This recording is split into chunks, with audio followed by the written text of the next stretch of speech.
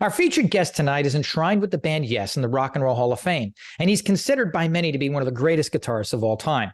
From his group projects to his solo efforts, he's given the world an incredible gift with his music and skill.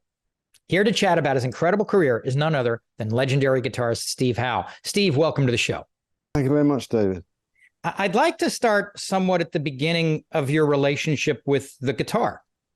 What originally drew you so magnetically to the guitar as opposed to perhaps maybe some other type of instrument?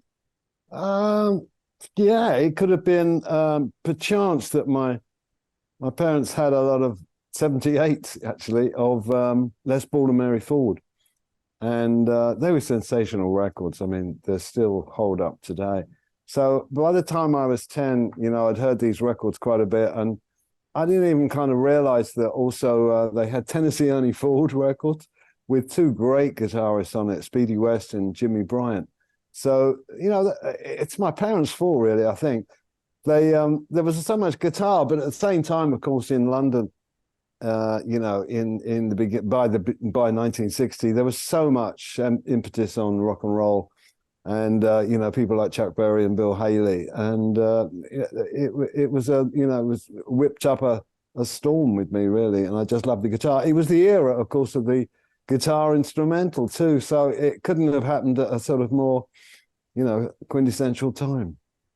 I believe I read somewhere that the first electric you owned was a Japanese guitar. I don't want to mispronounce the name, but I want to say Gaiatone. That's right. There were two make names on a guitar. Hank Marvin of the Shadows fame with Cliff Richard. Before he got his Stratocaster, he was playing one of these guitars. So it was weird. There was a kid in my street, wanted to sell his electric guitar, and I had just a cello guitar. So the first electric I bought after about 2 years of playing was a Gaiatone, but they're also called Antorias as well. So, but LG50, I think it seems to be the name. And yeah, it was a very small guitar, very small. The body was actually really titchy, had a bit of a Fender one-sided headstock, and two very, kind of noticeable gold-looking plain gold pickups. But it did have a sort of Stratocaster sort of twang about it. So, but it was the first guitar I could get my hands on that also came with an amp. So this one came with its own kind of amp that went with the model. I think. So, I had a guitar and an amp, and all I needed was a volume pedal. Now, I knew I needed a volume pedal just intrinsically. There was something about the way pedal steel players played, and I didn't really know what it was, but I knew that, if I was going to play a guitar, I needed to control it in some way, and the only thing you could get at the time was a volume pedal. So I thought I could get one of them. So, but the other thing you need is a tuner, but they weren't so available at the time. You used a pitchfork or a tuning thing. It's all very crude compared to, the digital tuner of today. But everything was simple then, and it was great fun, and guitar and amp, and I was set. Is there any chance you still have that guitar? I have one of those. I have a guitar the same, and I've had it for a very long time. But I'm confused, as many things were after psychedelia, because I definitely had it before psychedelia. I did stuff to it, like I put cardboard on it, painted cardboard, and I kind of psychedeliced it up a bit. And then I really can't swear if it's the same one, but it actually might be, because there's a missing bit on it, and that seems to keep telling me that maybe it is the original. But why I would buy another one, I don't know, when I was already progressing into far greater guitars. So yeah, there you are. When you went to pick your next guitar, what drew you to the Gibson ES-175 that would become such a big part of your story? Yeah, there was an interim purchase. I got a Burns, I don't know, dual Sonic, I think it was called, Duo Sonic. Had two pickups, and I think it had a tremolo arm. It was a British guitar. Burns were a British guitar. So, but I don't know, I never got off the ground with that guitar for long. So you were right. It came around to Christmas 1959, and I'd kind of pleaded with my parents that I really needed a really good guitar. I mean, not a Burns and not an Antoria, but something like really good. So I was pretty pushy, after only playing, No, I'd been playing for 5 years by then. So I put up with the Antoria and the Burns. And then when it came to my 17th year, yeah, I wanted to get this this wonderful guitar. And they said, well, how much is it? And I said, well, it's 200 guineas, which at the time was a currency that doesn't exist now. It's like a pound and a shilling, you know, times 200. So like, well, 200 guineas.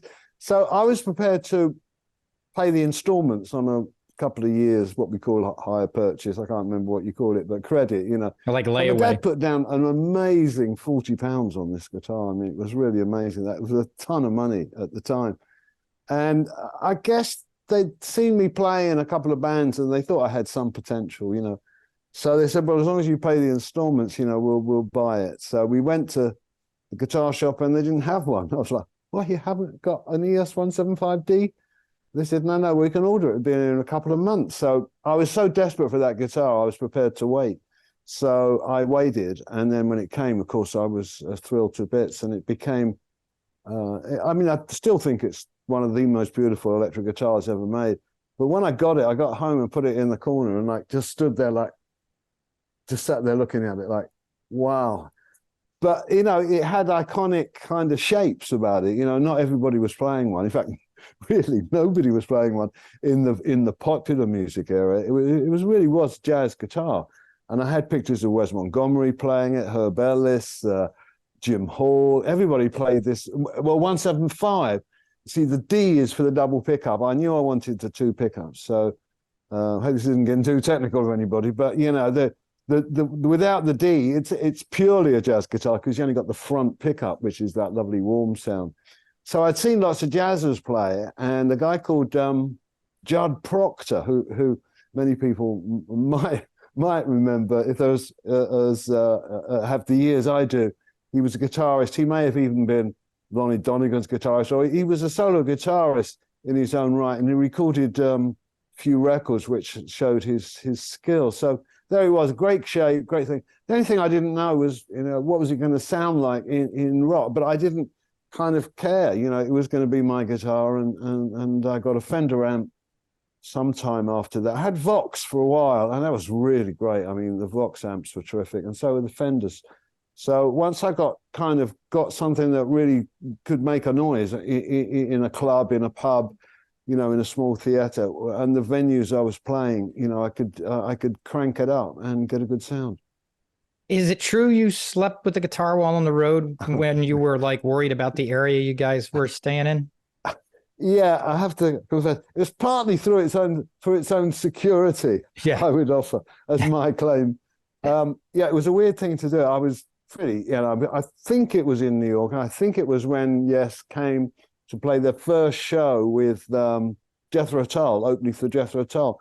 But for some reason we went to, well, there were reasons. We went to New York, and at the time we were actually terrified by New York. You know, we had a fire station next to us, which seemed to erupt with sirens every couple of hours.